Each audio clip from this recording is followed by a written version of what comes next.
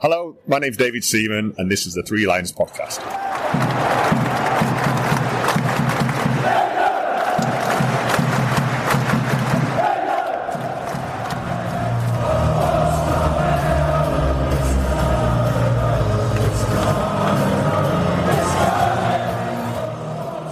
Hello and welcome to the Three Lions Podcast. My name is Russell Osborne and this is an independent England football supporters podcast. I hope we're keeping well. All of a sudden, we find ourselves in March and the countdown to those first two games of the year are now well underway. I'll come to that very shortly, as this is what this episode is looking at, or more specifically, the players who could be involved.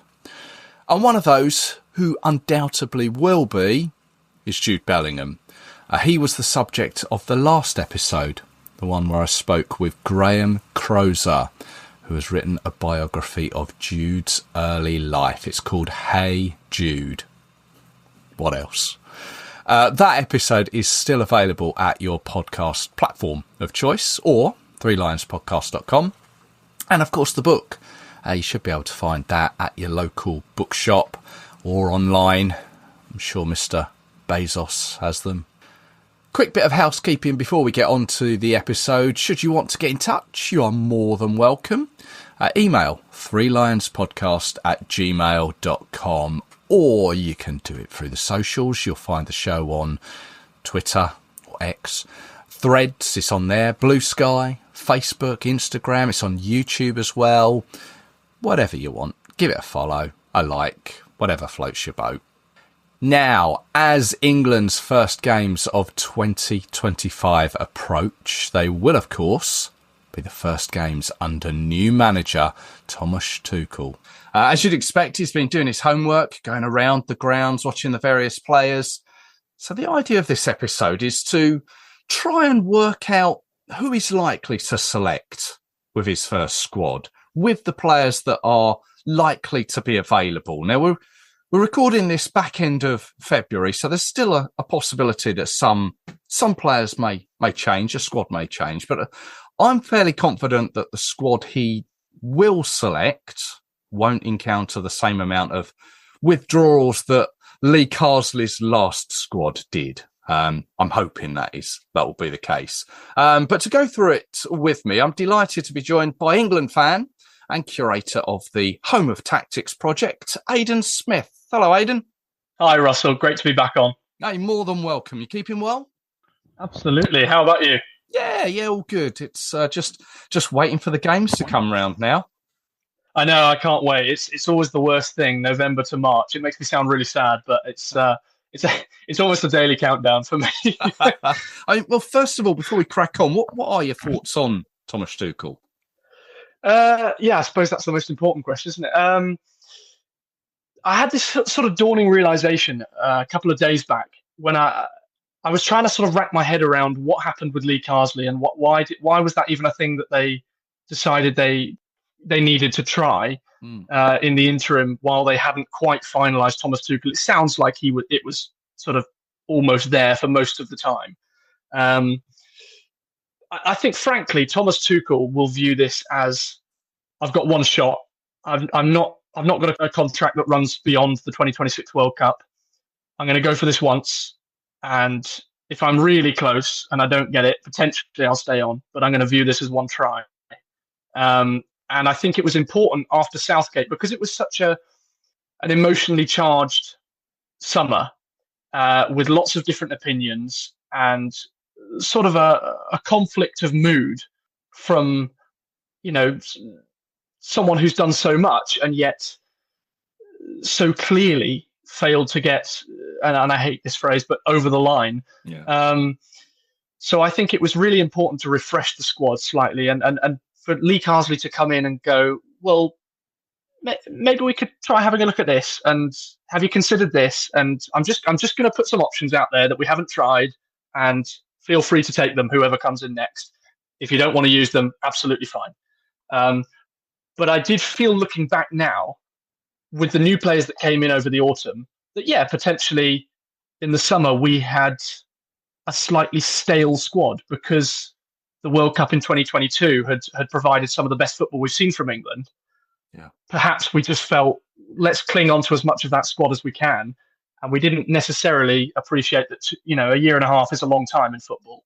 We need to move on. But yeah, to answer your question, well, I don't really have an answer. I'm really not sure what I think of Thomas Tuchel, to be honest. We will find out. It's such a strange appointment. Yeah. They were moving. What do you think? I'm still, I think, I'm obviously I'm going to be fully behind him. He's England manager.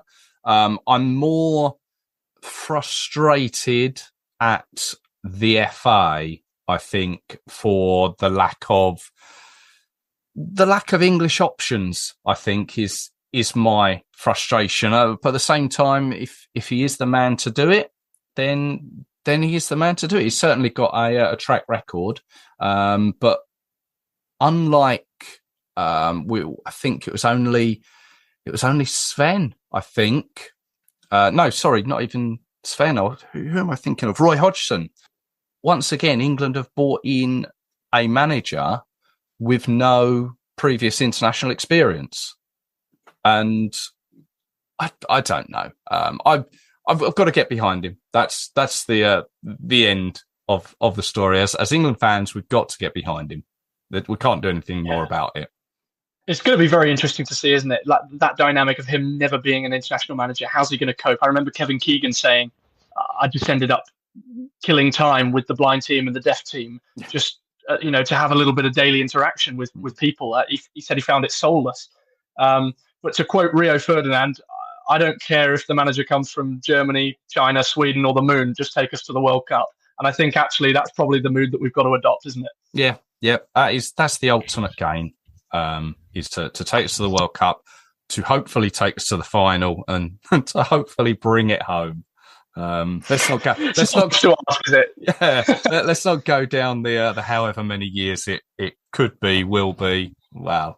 Anyway, we said that you are you're curator of Home of Tactics, so I think the best place to start is sort of the formation. Gareth Southgate was sort of known for his 4-3-3, then a 3-5-2. He sort of transitioned to, but from what I can gather, Thomas Tuchel he's a bit tactically flexible. Over the years, he's had a few different clubs. He's had different formations.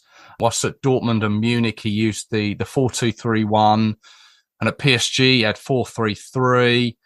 Of course, when he was in England with Chelsea, he used the 3-4-3. I mean, where do you see him going with a formation for England?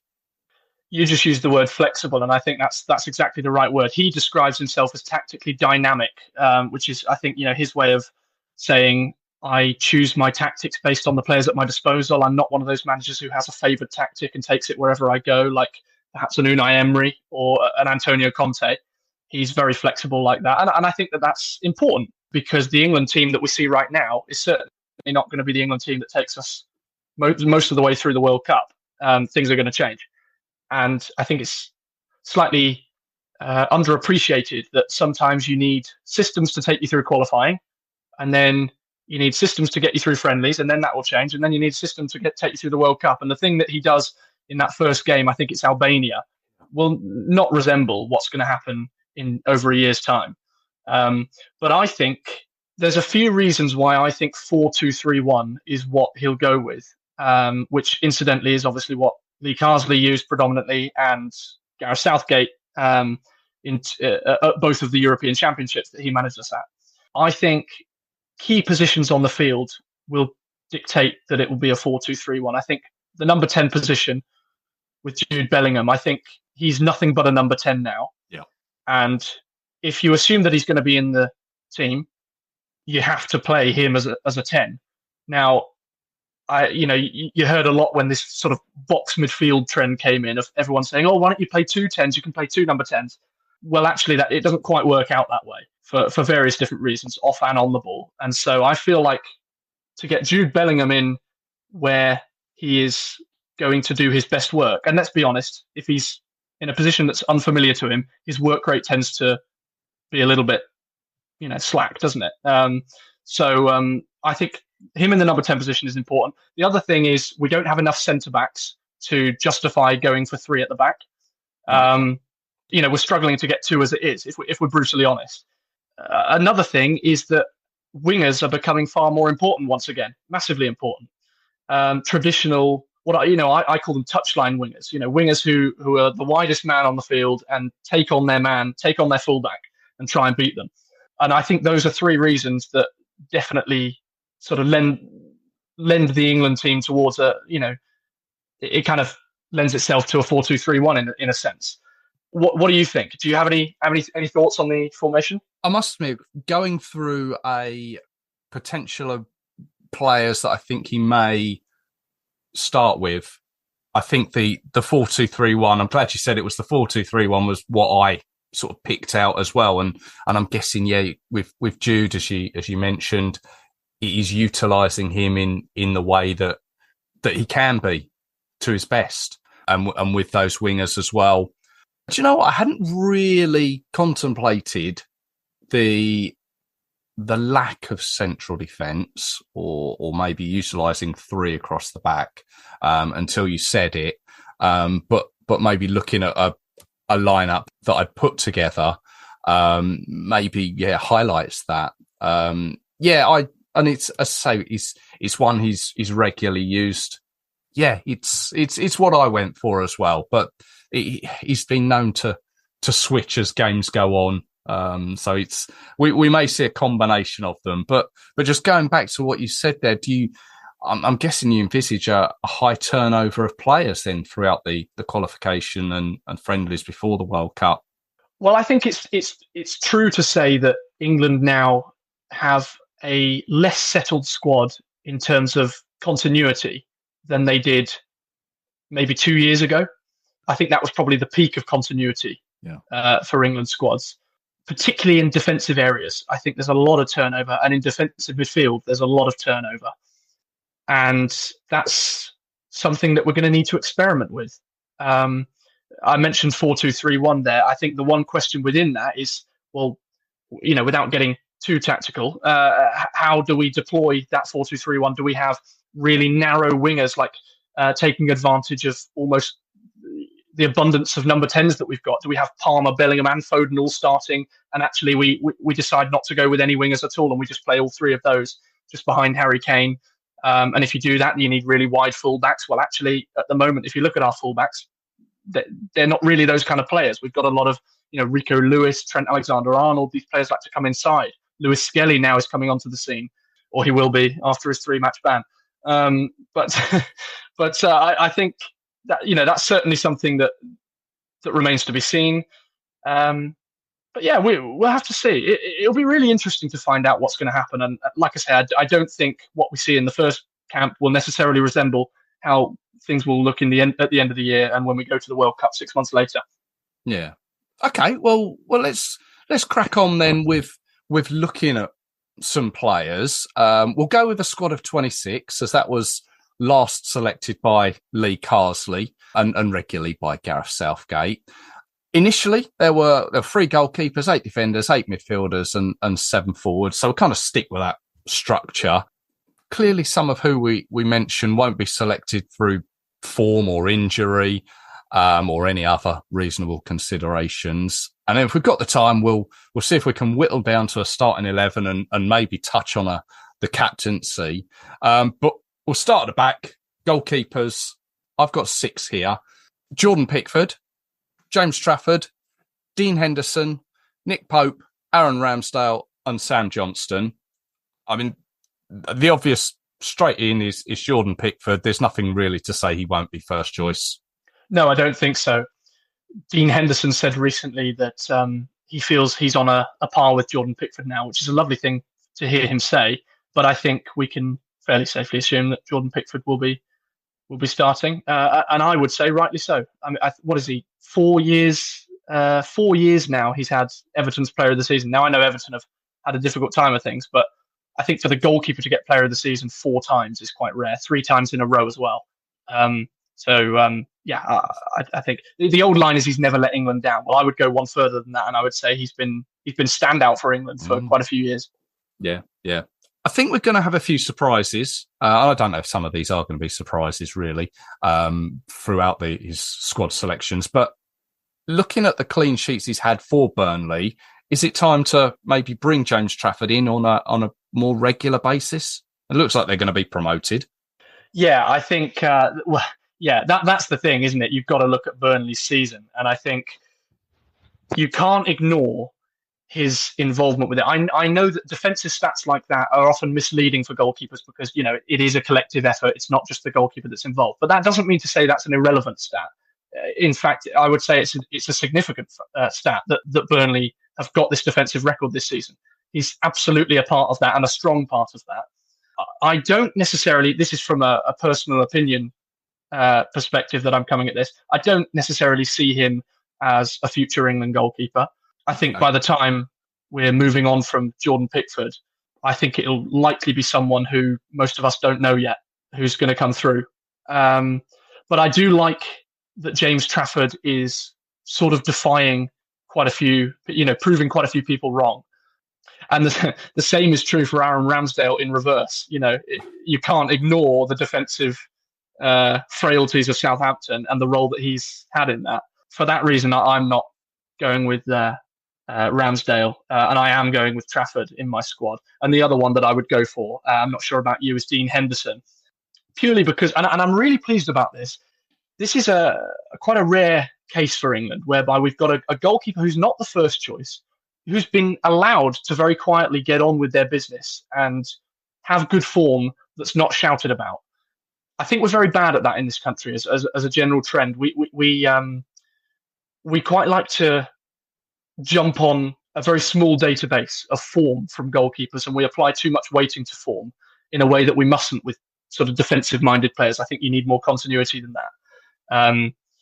But I'm really pleased that, consciously or not, this country has sort of allowed Dean Henderson so far this season to play extremely well and not talk about it. I think that can only be helpful for him at the moment. And for that reason, I would go with those three as my three at the moment. It's nice to see that Nick Pope has managed to reclaim his position at Newcastle. And for me at the moment, unfortunately, Sam Johnston is just out of it. Yeah. No, I mean, I would agree with you. Aaron Ramsdale and Sam Johnston are probably eliminated from that little list that we've got there.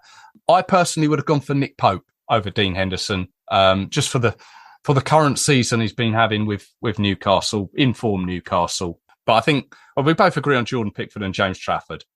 Yeah, and it's a difficult one. Yeah. It really is. It's massively a toss of the coin for the runner-up position. Yeah, and it's strange position anyway, isn't it, being second or third goalkeeper for England when you know that the likes of Jordan Pickford are ahead of you or just on previous performance as well. Yeah, absolutely. Let's goalkeepers out the way, defenders. Let's move on to those, and there's a fair few. I mean, what's the best way we're going to do this? Run through a list and just eliminate as we go, or put some maybes in? Let's eliminate some to start with, because I think there are quite a few, aren't there? Okay, all right. Well, let's go. Lewis Hall, in or out? Lewis Hall's in. Okay. I don't think Lewis Hall has played particularly well in the last few weeks, but he is a left-footed left back and started the season extremely well and has become a real sort of first name on the team sheet for Newcastle in that position. And I think that's important to utilise that. Yeah, mainstay for Newcastle there. Luke Shaw at Manchester United appears to still have injury problems, and I can't see him making it back personally. Tariq Mitchell at Crystal Palace. And obviously, you mentioned Dean Henderson at Palace. Is Tariq Mitchell a contender? I would say not at the moment. The way that I'm viewing it is, if I would rather play Levi Colwill, who's a centre-back, at left-back than Tariq Mitchell, then that probably means Tariq Mitchell shouldn't be in. Because he's the perfect profile. It just means that, maybe he just needs to be playing slightly better. That's all. Well, Levi Colwill was my next on my list. So he's in? Yeah, I like him. Versatile. For some reason, Chelsea fans don't seem to have taken to him just yet, but I think he's definitely one for the future. And I like the fact that he's pinned down a position in the Chelsea team at such a young age. Yeah. Next up, left back again, and you've already mentioned him, Miles Lewis-Skelly. Obviously came in to Arsenal early on in the season, showed his class, showed what he's capable of, but then recently as maybe his age has maybe shown and maybe his naivety has also come through. And whilst a little while back people were saying, oh, he's an England contender, and I maybe have thought that as well, I'm now thinking maybe it's just a little bit too soon.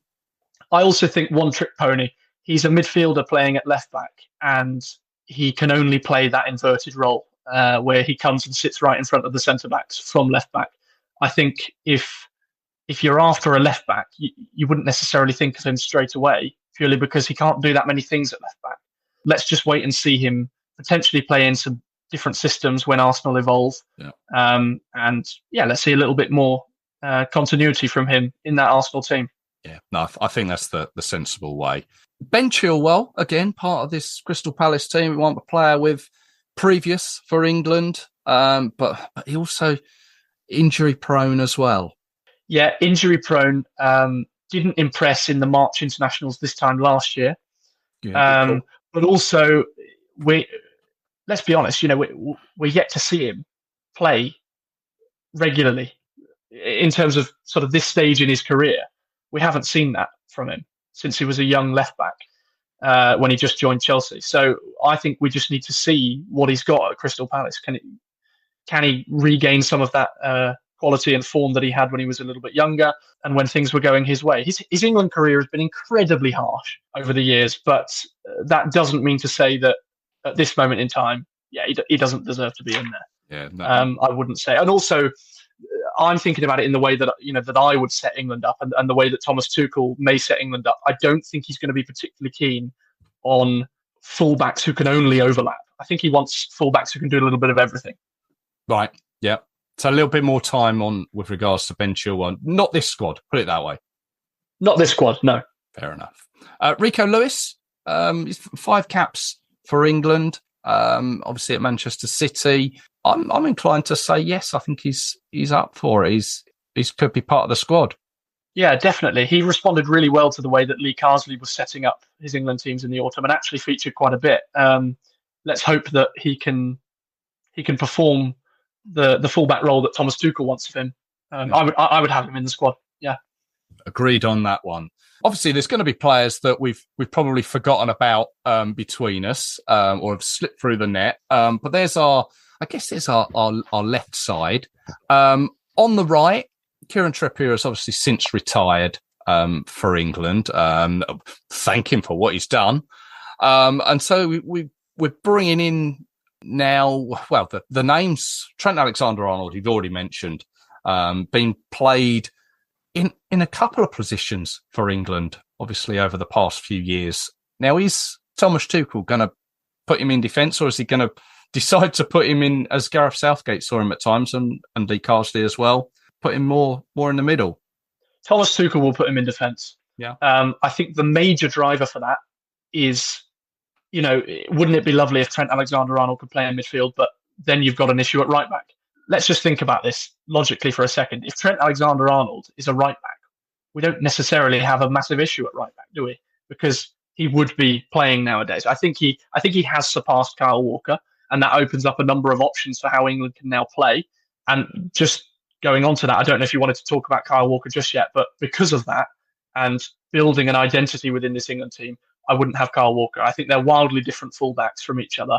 And I think if you're going to pursue with Trent Alexander-Arnold, there's no point having Kyle Walker as his understudy, because if you need to call upon him, the whole team has to change, or the whole shape of the team and the way you play. I wouldn't have Kyle Walker anymore.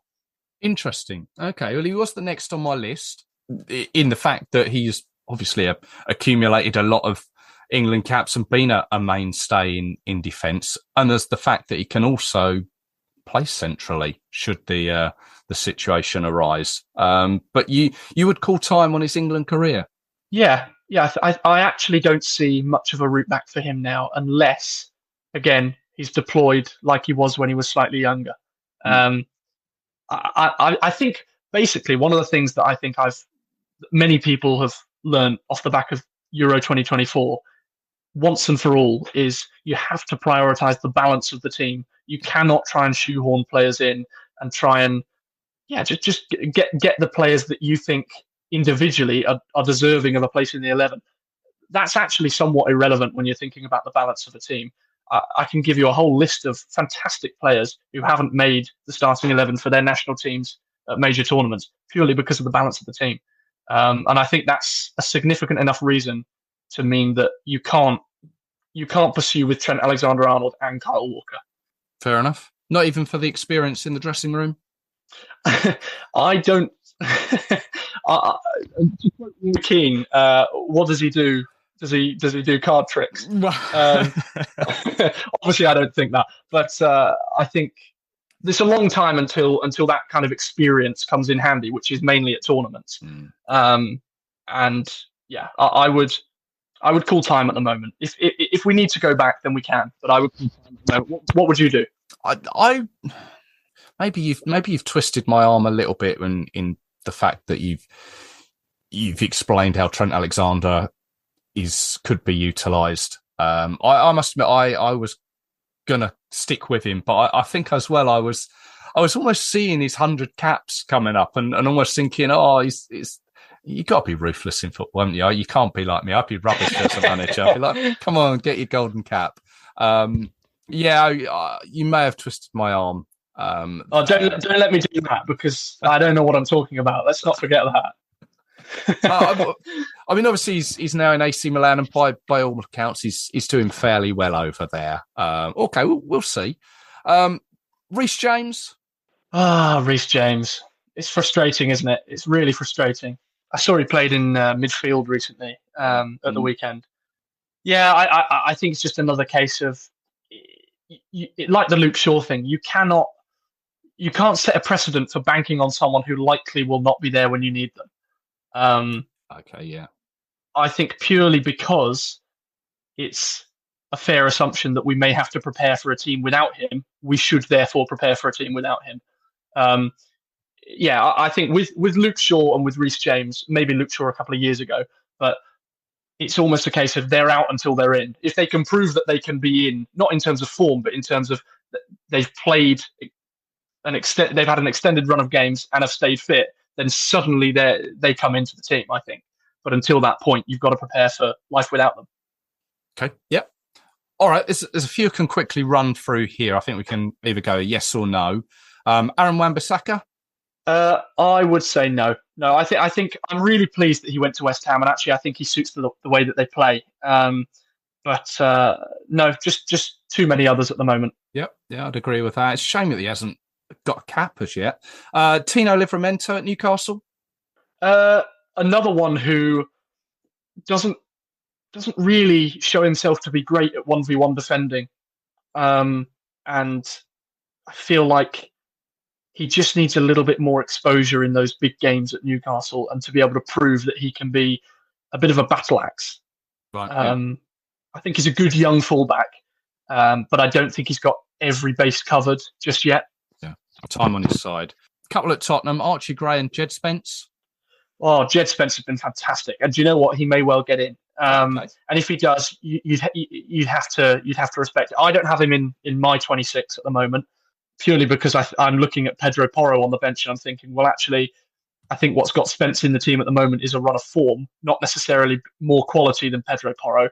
If this run in the team continues and we keep seeing Pedro Porro's name on the bench, then yeah, there's no reason why Spence can't be in the June internationals. I think the March internationals have just come slightly too early for him to make it in. Right. Okay. Archie Gray as well? Archie Gray, yeah, he's a midfielder in my book. I think he's done fantastically well to step in a number of positions that he's not familiar with. He's played centre-back an awful lot as well. Yeah. But I think there's also a difficulty with Spurs' system. It's not very transferable to any other style of football that you see. And I think particularly with the defenders, just because a defender may be playing well under Ange Postecoglou doesn't mean they've got the attributes to be able to succeed under Thomas Tuchel. And I think that's certainly the case with fullback and potentially also with midfielders. Joe Gomez at Liverpool, I think, has been a little bit injury prone as well. He came off against Plymouth in the FA Cup. Ezri Konsa at Aston Villa? Yeah, I would sort of rattle through a few at this moment in time. I'd say Konsa, and we've already mentioned Levi Colwill, Jared Branthwaite and Mark Gay as well would be in for me. Yeah. Because I think those are sort of the pool of players who you'd expect we will find John Stones' partner within. It's annoying. I really thought that one of them was going to really soar upwards this season. And it just hasn't happened in the same way that you might have liked. I think Jared Branthwaite has been particularly good, but I worry about his on-the-ball qualities. But I would have the three of those in: Konsa, Branthwaite, and Gay. I would have them all in. I'm glad you mentioned Gay, who I think is he's starting his England career. I know he's had 20-odd caps for England, but I think this now could be the turning point for him to make a claim for a regular position. A couple of ones, Harry Maguire again, like who did we mention? Kyle Walker. Are we calling time on Harry Maguire? I'm almost inclined to say yes.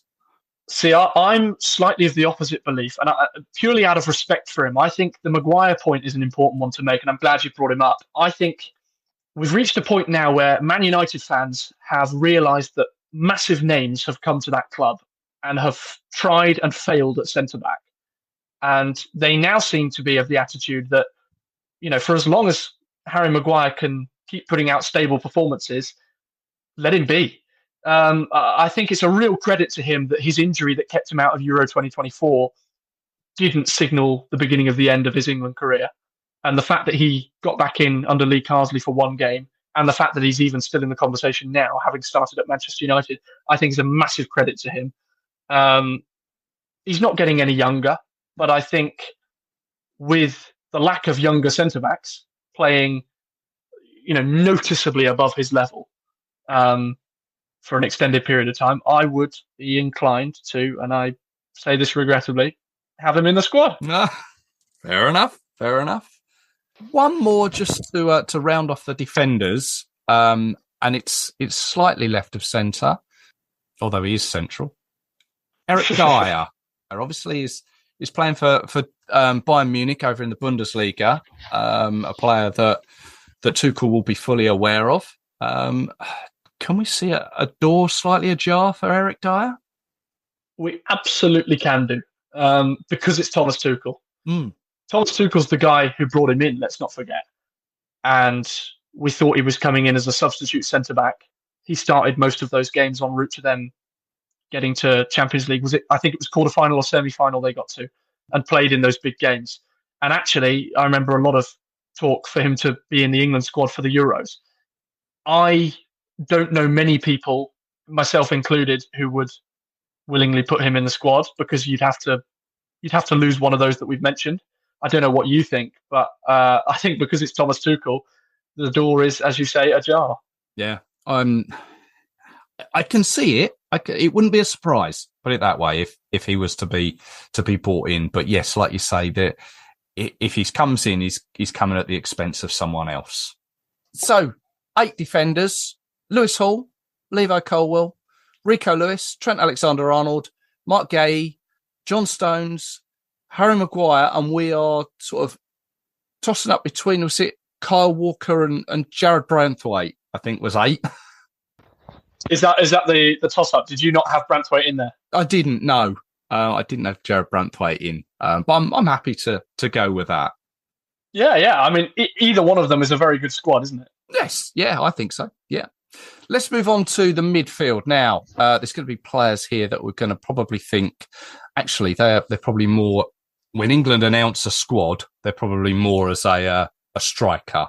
But we'll see how we go with these. Let's go midfield. Probably you always got a spine of a team, haven't you? And when I guess we've already picked out Jordan Pickford as being part of that spine. John Stones has regularly been part of that spine.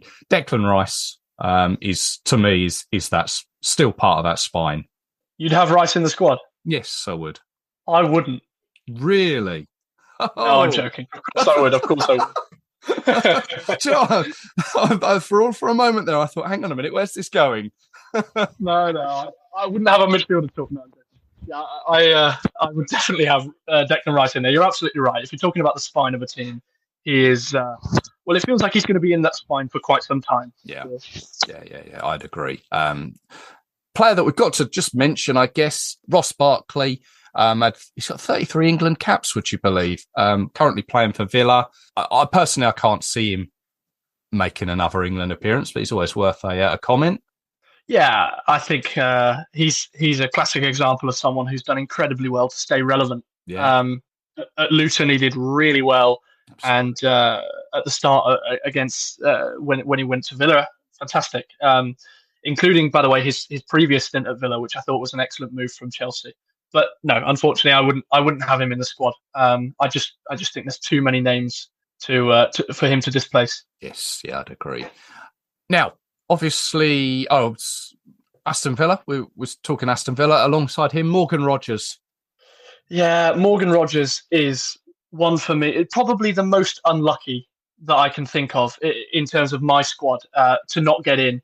And he's unlucky because he's a better player and certainly has played better than some of the players in my squad. Some of the players in my midfield, by the way. But I think he's a victim of playing in a position where we are massively oversubscribed. I don't see what you gain from putting him in, apart from pleasing Villa fans and most of the country. You wouldn't play him. I don't see a way that you would play him. There's just too many players in his position ahead of him. I don't see how he would play. Yeah, fair enough. Adam Wharton at Crystal Palace, doing all right for himself. Been out injured for a little while. Was spoken about. Probably not for me. Not for you. I think the reason he was mainly spoken about at the end of last season was because he addressed a very clear issue within the England team, which was having a deep midfielder who can control the tempo of games and spray passes. I think Adam Wharton needs to, off the back of his injury, he needs to build some form. And B, I think, in any case, needs to build some muscle. And if he does both of those things, he could quite easily be an England starter. I would have him in my squad purely because, and I'm sure we'll come on to this, but the ability to control midfields is something that England haven't been able to do, particularly in the big games in major tournaments. I've got a list here. Luka Modric, Frankie de Jong, Jorginho, Marco Verratti, and Rodri, and then Martin Zubimendi in the second half of that final in the summer. Those are a list of midfielders who controlled the game against England and sent England out of a tournament under Southgate. That's a long list for one manager's tenure. And it's an issue that England have in every single tournament they go to. I think we need an Adam Wharton kind of player alongside Declan Rice. Angel Gomez came into the squad under Lee Carsley and did a fantastic job at that. Curtis Jones showed that he can play deep as well. Of course, the two of those played under Lee Carsley in the deep pivot role at the Under-21s Euros. I would have Adam Wharton in the squad purely because we need to start looking at that position, not because at the moment he has played well enough to be in off the back of this season. He's been injured for a long time. I think it was actually an injury that quietly kept him out of some Euros action, to be perfectly honest. I would have Adam Wharton in there. He's probably one of the last names in the squad, frankly. Oh, okay. But it's a position that we need to address. And I would say quickly, because we've got just over a year until the Euros. And if we're going to win the World Cup, we need to control the tempo of games. And that includes having a deep-lying playmaker. And Declan Rice is not that player. Okay. All right. So whilst time is on his side on one hand, he needs to bulk up on the other hand. On the other hand, exactly. Not to say, by the way, that Declan Rice won't start. Of course he will. I'm just thinking about the balance of that overall midfield and the balance of midfields that have sent us out of tournaments in the past from other countries. Yeah. That's certainly something we need to address. No, interesting. It's worth thinking about. Calvin Phillips on loan at Ipswich from Manchester City. I mean, are we talking him in a similar vein, that sort of player? He was for a while, wasn't he? And Gareth Southgate did say in the lead up to the 2022 World Cup, and also since then said, we've really lacked a replacement for Calvin Phillips. Yeah. Calvin Phillips can't be in the squad. I don't think anyone would argue that he should be in the squad. But the profile of player is an important one to take note of, and one that England have never really had. Yeah. Curtis Jones, you mentioned, played a couple of times under Lee Carsley. Obviously Liverpool doing odds on to win the Premier League. Is that in his favour? Absolutely it is. And for him to have dislodged Szoboszlai for most of this season is massive credit to him. I think he's gone hugely under the radar in the Premier League. I'm an incredibly big Curtis Jones fan, which pains me to say it because I'm not a Liverpool fan at all. But Curtis Jones is one of those players who could play any role in midfield and not only could play it, but could dictate the tempo of a game in any of those positions and could orchestrate the game. I remember him playing against Real Madrid earlier on this season, and everything Liverpool did went through him. It was incredible. I've never seen anything quite like it from a player who just sort of came out of nowhere like that. And I know he's been playing for a long time for Liverpool, but never an extended period as a starter, and certainly never an important player in their midfield. I absolutely love Curtis Jones, and particularly the way he took his chance in November, I thought was laudable. Yep. Curtis Jones would be in my squad. Kobbie Mainoo, obviously, is part of a Manchester United team that we all know is full of problems on and off the pitch. Obviously, played so well during the Euros. I kind of feel that was his time, and he's just in an unfortunate place in a time and place at the moment where it's just not suited for him, and I can't see him coming back anytime soon. Yeah, I remember Gary Neville once talking about a quote, or a conversation he had with Stuart Pearce after Euro '96, where Stuart Pearce said to him, "Careful, mate, because this could be as good as it ever gets for you in an England shirt." And I think, unfortunately for Kobbie Mainoo, he will never play in the final of a major tournament again. I really like Kobbie Mainoo, and I think he's got some attributes that England don't have. Unfortunately, I also simultaneously don't think it's the attributes that England need. And also, I felt at the time, and I still think, that he walked into a Manchester United team in a deep midfield role, where actually he's an attacking midfielder by trade, and there was just a spot open slightly deeper than that, and he managed to fill that role really well, and then again for England. But I don't think that makes him a deep midfielder, and by that logic, if I'm treating him as an attacking midfielder and I'm keeping Morgan Rogers out of the team, I cannot put Kobbie Mainoo in the team. Yeah. Life comes at you fast, I think, and it's come at you. Doesn't it just? Yeah, and it never comes again. Yeah, incredibly fast for him. It's fascinating how these things come around. Here's maybe a curveball. Mason Mount obviously was at Chelsea when Thomas Tuchel was there. Perhaps I'm just looking at it from that perspective, but he knows him. Who's Mason Mount? Okay, that's answered that one. No. Of course, yeah, he's another one who needs to start playing again. Yeah. He's in a position where we've got a surplus of options. So it's a long road back for Mason Mount, but I really hope he does it because I think he's got some real talent. Yeah. A team that are doing fantastically well at the moment in the Premier League, Nottingham Forest. Elliot Anderson in there. Is he considerable? That's a great shout. I hadn't even considered Elliot Anderson. He's had a fantastic season, hasn't he? I'd say he's almost like a defensive box-to-box midfielder, isn't he, really? Sort of difficult to know where he plays best, but I think excellent move to Nottingham Forest. I think, I'm not going to say he's in my squad. I didn't consider him where I certainly should have done, but also I will stick to my guns and say actually the players that I've got in the squad probably displace him anyway. Yep, fair enough. James Maddison at Tottenham, obviously, has been doing well. He's had 7 England previous caps. It's just a bit injury prone. We all know what he's capable of. But it's just, to me, it's just a little bit injury prone. And like, I think something you said earlier, if I can't remember how you said it, but we need to build with a player that we know that's going to be with us regularly. Well, James Maddison's a fantastic footballer, and I don't think many people would deny that. What I find difficult with Maddison is to play in that role for England, that attacking midfield role, you either have to be fantastic, like world class at one or two things, or you have to be pretty good at everything. And James Maddison is neither of those things. Yes, he's got good free kicks, but free kicks don't get you in an England team. I'm sorry, absolutely not. I really like James Maddison, and I think he's a fantastic player. And I really enjoyed seeing him in the qualifiers for the Euros a couple of years ago. But yeah, again, Morgan Rogers is ahead of Maddison, and Morgan Rogers wouldn't get in my squad, so I'm not going to put Maddison in there. Yeah, free kicks don't get you in the England team, as James Ward-Prowse has found out, I guess. What a shame. Yeah.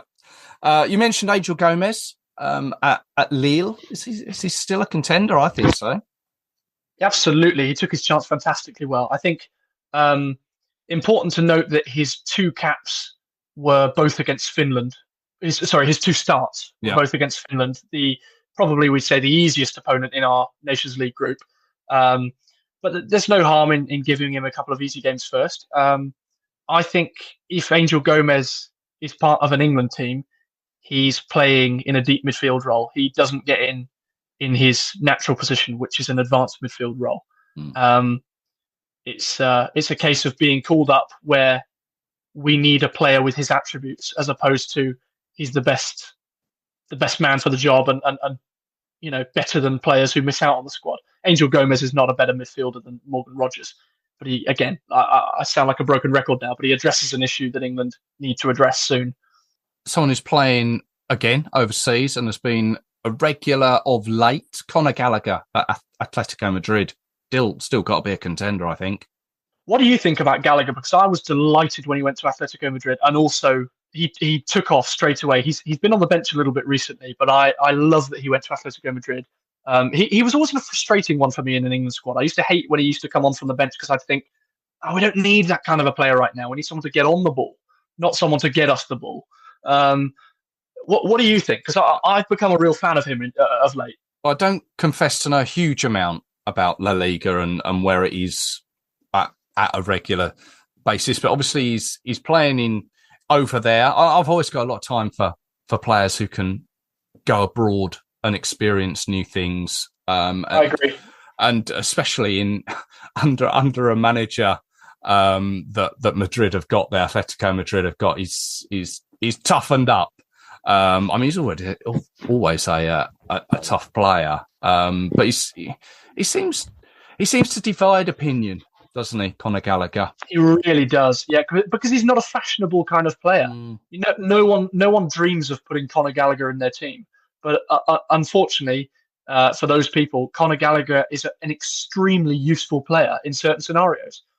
I think he has to be in the squad, particularly off the back of his autumn form for England. I think he had a couple of fantastic games in November alongside Curtis Jones, which was a really nice partnership to watch, actually, because it kind of balanced out. They balanced out each other. Yeah. I would have Conor Gallagher in the squad. Yeah, agree. We'll agree on that one.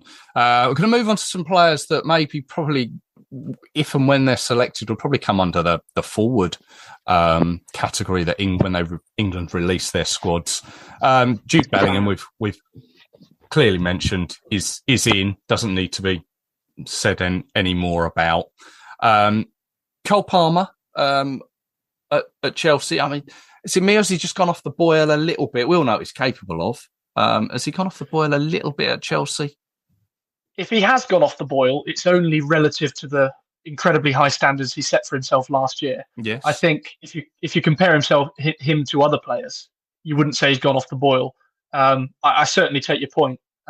Maybe just slightly a regression to the mean, which is always bound to happen. But Cole Palmer is, I would probably say, one of our most talented footballers. Yeah. Here's one. Phil Foden. I don't know what to say about Phil Foden other than, well, people said that they got frustrated with maybe Conor Gallagher and he divides opinion. Phil Foden, to me, divides opinion for playing for England. He just doesn't seem to show what we all know he can do in an England shirt, that he can do in a Manchester City shirt. Obviously, we know that the situation Manchester City have been in of late. Well, Phil Foden stayed at Manchester City when he was a young player, when he could easily have gone out on loan, and I think he benefited from staying. But the one thing that you've got to say is he has never nailed down one position, and I think he's suffered for that his entire career so far, for the fact that he's almost too versatile for his own good. I think you can't say he's an absolute starter in one position, because so many other players just play in one position, and he's almost got his eggs in so many baskets that he obviously has to be in an England squad because he can do so much, and you can use him in so many scenarios. But it's really hard to find a place for him to start. Yeah. And I think the whole thing that we did at the Euros with Luke Shaw and Phil Foden and that dynamic down the left-hand side was embarrassing, to be perfectly honest. Totally didn't work, and we ended up playing the final with Jude Bellingham on the left side, and it was just the confirmation that we weren't flexible. We weren't prepared to swallow pride and go with a plan B when we needed to. I'm a big fan of traditional wingers, more so than I ever have been. I think probably because they're back in trend at the moment and they work. You look at Liverpool, Barcelona, Spain, the Spain team that beat us. These are all teams that play with two holding midfielders to control possession and two, tormenting wingers who can cause real issues. It's that kind of balance between direct play and possession-based football. And Phil Foden, unfortunately, doesn't fit the mold for that. He's absolutely in the squad and he gets game time, but where he gets game time is another question entirely. Interesting. Another one for you, and it's sort of very topical, I think, this one. Marcus Rashford. Rashford. I obviously seems to have had a great start for Villa. Really good start, yeah. Is it enough to warrant a place in a squad? I'll tell you what I think. I think Anthony Gordon has jumped to the number one left winger for England. Partly it was him being hard done by at the Euros and playing 2.5 minutes, and those 2.5 minutes being absolutely excellent, and everyone feeling sort of in his camp and slightly sorry for him. But I think the issue with left wing is sort of it's gone under the radar as a real weak spot for England all of a sudden. We don't have left wingers, really. And I think because of that, Marcus Rashford's start to Villa would get him in my squad. Rashford is a player who's massively reliant on good form and confidence. Yes. Rashford at the moment is showing confidence and he's working hard. And I think when you can do that, it gives you a bit of wiggle room to be on bad form. Anthony Gordon's a player who works extremely hard. Jared Bowen's another case of a player who works fantastically hard, and because of that, doesn't always need to be on fantastic form to be in an England squad, in my opinion. I think wingers traditionally fluctuate the most in terms of form, in terms of a position on the pitch. Rashford is certainly a culprit as much as anybody is, but we don't have that many left wingers.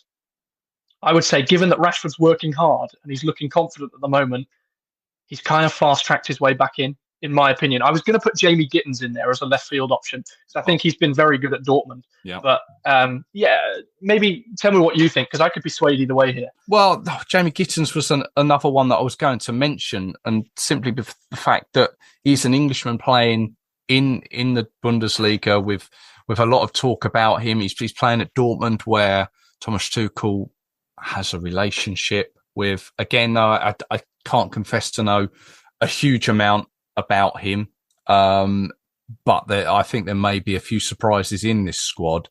Marcus Rashford, I think you said someone earlier about being maybe the last person to be in the in the squad, picked in the squad. And I think Adam Wharton, yeah, and I think if Marcus Rashford was to be in the squad, whilst he may be considered now, there's still a bit of time for him to show his colours is not the phrase I want to use, but I know exactly what you mean, though. Yeah, but to show that attitude to see if he's still got that attitude that he had in his time at Manchester United towards the end, if that is still around. It's getting him playing with a smile, isn't it? And showing a bit of hunger, showing a bit of desire, I think. And showing confidence in him.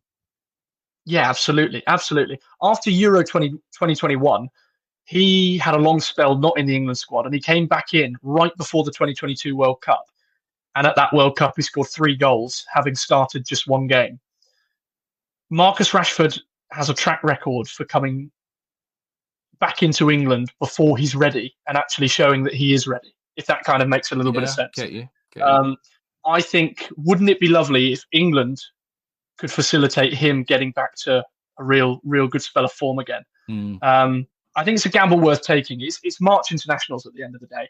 I think he's shown enough to get in, purely based on the fact that there aren't any other candidates. Jack Grealish is another one that we haven't mentioned. Jack Grealish, a long spell without a goal at Manchester City, and actually a long spell of not affecting games. He doesn't affect games in the same way that he did anymore. And we could talk about when he came into the England squad back in 2020, autumn 2020. He came into the England squad, and he was a breath of fresh air for everyone.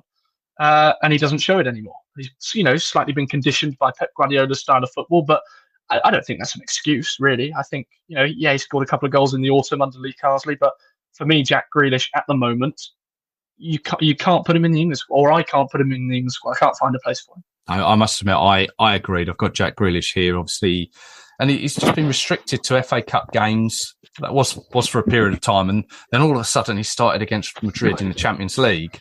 I think he came off injured as well there. He did, yeah. I can't see him coming in. Just one other player, maybe and we've mentioned Jared Bowen on the right, and Noni Madueke has been a player who's really taken his chance for England of late. Madueke, I think it's safe to say, most people would say, he didn't deserve his call-up when he got it in September. But as soon as he stepped on the field and we saw what he's about, he did deserve his call-up, which is a classic example of the manager knowing best. And whatever we say as fans, we're not watching quite as intently as managers are. We're not picking up on the right things. Noni Madueke has looked excellent in an England shirt. And while Enzo Maresca has been quite vocal about certain things that he wants Noni Madueke to do in a Chelsea shirt that he's not doing, and things, areas where he can improve, Madueke is a breath of fresh air for England. He works hard. He fits into a lot of different tactical systems, which I think plays to his strengths. And what can you say other than he absolutely took his chance in the autumn? Yeah, he's in for me. Let's just quickly run through some players there for, I think we said 8 for midfield. Between ourselves, Declan Rice, Adam Wharton, Curtis Jones, Angel Gomez, Conor Gallagher, Jude Bellingham, Cole Palmer, Anthony Gordon, Noni Madueke. Now the strikers, I mean, we could throw Bukayo Saka in as a striker, but obviously he's injured, and I don't foresee him coming back in time for that. So we might be able to maybe put Marcus Rashford in as a striker option. Yeah. I worked it out whereby I had sort of my midfield 3 as my midfielders, and then my front 3 as my strikers. Yes. So that's why I maybe had Foden in where you didn't. Yeah. And we've rattled off a few of my forwards anyway. But then we've got Bukayo Saka, which you've just mentioned. I don't think there's any doubt that he should be in. Not obviously on recent form because he hasn't played. But he's such an integral part of this England team. And I think, frankly, he's one of the best right wingers in the world. So Bukayo Saka would be in for me. Have you got any other wingers before we go on to number 9s? The other one was I guess Morgan Gibbs-White at Forest. Is he an option? Obviously based on the fact that Forest are doing so well. Yeah, and he absolutely is an important part of why they're doing well. It's a real compliment to him that actually their tactical system has largely been based around what he can and can't do, which is a real vote of confidence from the manager. I think he wears the armband as well for Forest, I think he does, which is you say that. very impressive at a young age.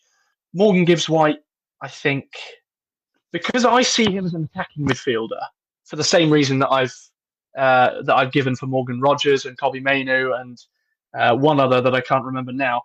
I can't find a place for Morgan Gibbs-White in the squad. What I will say is, for some reason, I was quite frustrated when I saw him getting quite a bit of game time over the autumn. Probably because I thought, well, we're never going to need him.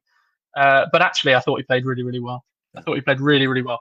I wouldn't have him in my squad, but that's because my squad is kind of what I would take to a tournament right now. If you're looking at testing players out, he's absolutely one of the players that you would have in that March squad, isn't he? Yeah. You mentioned number 9s. Let's take a look at our forward options. Obviously, Harry Kane is the one, current captain at Bayern Munich, 103 caps to his name. I think that's a nailed on, and obviously knows Thomas Tuchel fairly well. Yeah, absolutely. Harry Kane is nailed on, and I'm sure you're going to want to get to the armband in a second. But for me, I can go out there straight away and say I would give him the armband. No reason not to for me. Okay, well let's just touch on that, because the only 2 options that I would consider would be Declan Rice and Jude Bellingham. And the only reason I say about Harry Kane maybe not being the England captain anymore is just because Thomas Tuchel comes in with a fresh broom just to freshen things up a bit. I don't know. That was my only other thinking, maybe looking beyond the World Cup. But as you said right at the very beginning, Thomas Tuchel's only here for these 18 months and this World Cup. So perhaps it's not even a thought for him. Yeah, I'm not sure. We'll have to wait and see. I would be really surprised if he decided to shake things up with the armband. I think it's a case of if it ain't broke, you know.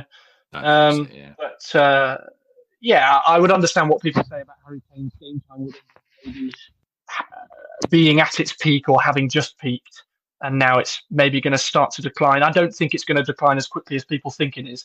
I would understand that argument. For me, I would keep him as captain. I think he's the obvious choice. I think he's the biggest leader. But it'll certainly be an interesting one to see what he does. Yeah. Ollie Watkins, Aston Villa. So we saw what he'd done in the summer. He's an England fan's favourite.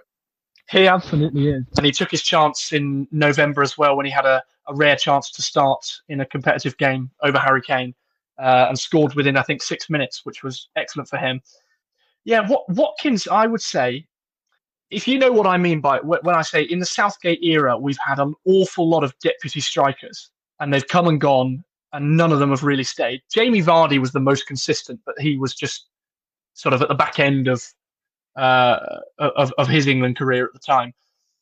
I think Ollie Watkins has been the one who's adapted best to being second string to Harry Kane, because I think whenever he's used, you're most confident that he will score more than you were with Tammy Abraham or Dominic Calvert-Lewin. I think Callum Wilson was good, but again, I just think Ollie Watkins, and also he is probably playing at a higher level than those other players that I've just mentioned were. Aston Villa, if we're talking about current times, are a top 6 team, aren't they? Really. Oh, and Ollie Watkins, there's not been a hint of Villa trying to sign a striker, which is a massive credit to the work he's done over the last few years. I really like Ollie Watkins. I think he offers a different threat for England. Would you pick 3 strikers or 2, or would you not pick Ollie Watkins? No, I think I'd have Ollie Watkins in the squad. I think looking at options as strikers, I think it's one of those positions that maybe we're not so blessed as an out-and-out striker. I think if we're taking Harry Kane out of the equation, then I'm thinking I think we might struggle for regular goals in the way that Harry Kane has blessed us with. And when you look at, say, Dominic Solanke, who appears at the moment to be injured, Ivan Toney has gone off to Saudi, although by all accounts has scored a few goals out there. I don't know if he's erased himself from the radar. Another player that people have mentioned was Liam Delap at Ipswich, but I'm not convinced, if I have to be honest.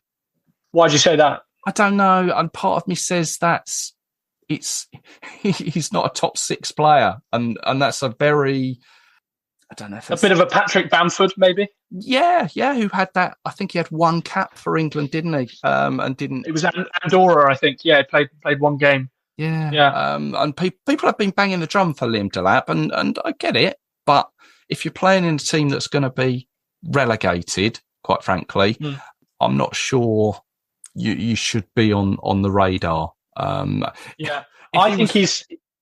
Sorry, no, you go on. If he was to move and do what he's been doing and show what he can do, then yes, give him a go.